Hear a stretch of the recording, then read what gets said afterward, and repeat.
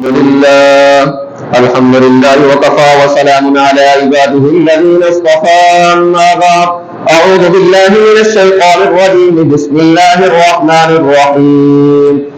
لو أنزلنا هذا القرآن على جبل لرأيته خاشعا متصدعا من خشية الله. وتلك الأمثال نضربها للناس لعلهم يتفكرون.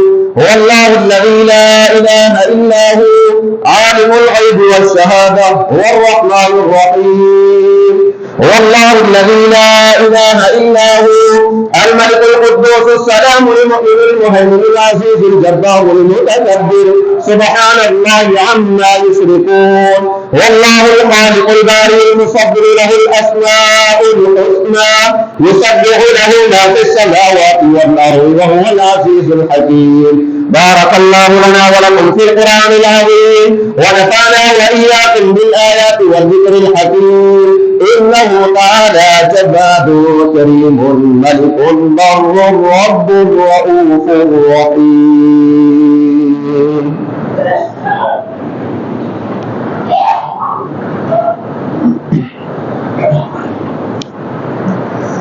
الحمد لله نحمده ونستعينه ونستغفره ونؤمن به ونتوكل عليه، ونعوذ بالله من شرور أنفسنا ومن سيئات أعمالنا.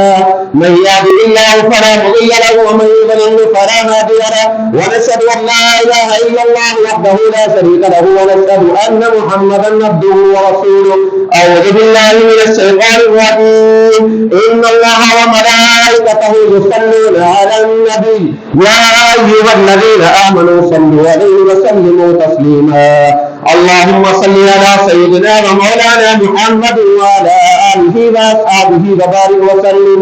وقال النبي صلى الله عليه وسلم: أرحم أمتي بأمتي أبو بكر رضي الله تعالى عنه، وأشدهم في أمر الله عمر رضي الله تعالى عنه، وأصدقهم حياء عثمان رضي الله تعالى عنه، وأقضاهم علي رضي الله تعالى عنه. وقال النبي صلى الله عليه وسلم: إن الله جعل الحق على لسان عمر وقلبه رضي الله تعالى عنه. وقال النبي صلى الله عليه وسلم: أنا مدينة العلم وعلي من بابها رضي الله تعالى عنه. وقال النبي صلى الله عليه وسلم: النسل والنسير سيدا شباب أهل الجنة رضي الله تعالى عنهما.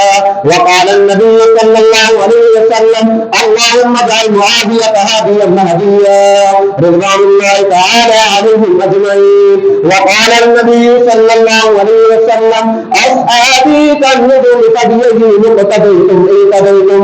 وقال النبي صلى الله عليه وسلم: يا معشر الشباب، من استطاع منكم الباء فليتزوج فإنه أغض للبصر وأبصر للفرج، ومن لم يستطع فعليه بالصوم فإنه له وجاء. وقال النبي صلى الله عليه وسلم: كلمتان خفيفتان من الرحمن خفيفتان على اللسان ثقيلتان في الميزان، سبحان الله وبحمده سبحان الله العظيم. أو كما قال عليه الصلاة والسلام: اللهم انصر الإسلام والمسلمين، اللهم أيد الإسلام والمسلمين، اللهم نبر قلوبنا بالقرآن، اللهم انصر من نصر دين محمد صلى الله عليه وسلم واجعلنا منهم، واخذل من خذل دين محمد صلى الله عليه وسلم ولا تجعلنا منهم.